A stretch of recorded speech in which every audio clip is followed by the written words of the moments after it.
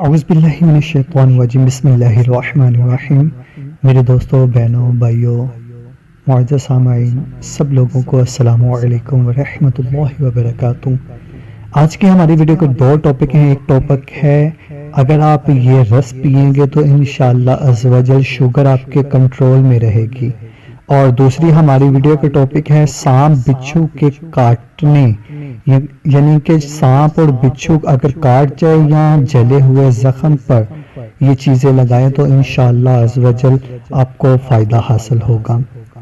Video کی طرف بڑھنے سے پہلے آپ بھائی کا چینل سبسکرائب کر دیں اور گھنٹی کے بیل کو پریس کر دیں تاکہ میرے نئے آنے والی ویڈیو سب سے پہلے آپ کو ملے۔ اگر آپ کو کسی بھی چیز کی یا کسی بھی بیماری کی کوئی انفارمیشن چاہیے تو آپ کمنٹ سیکشن میں مجھ سے رابطہ کر سکتے ہیں۔ اب شوگر آپ کے کنٹرول میں رہے گی انشاءاللہ عز و جل۔ گاجر کے رس میں نصف مقدار میں پالک کا رس، پالک جو ہوتی ہے، پالک کا رس اور تھوڑا سا نمک اور زیرہ ملا کر شوگر کے مریض استعمال کریں تو شوگر کنٹرول میں رہتی ہے۔ اس ٹوٹکے کو چند دن مسلسل آپ استعمال کریں، انشاءاللہ عز و جل بہت زیادہ فائدہ حاصل کریں گے۔ اور دوسری ہماری ویڈیو تھی اگر سانپ یا بچھو کاٹ لے یا کوئی بازو کا حصہ، جسم کا کوئی بھی حصہ جل جائے تو اس کے لیے فوری آرام آپ کو آئے گا انشاءاللہ عز و جل۔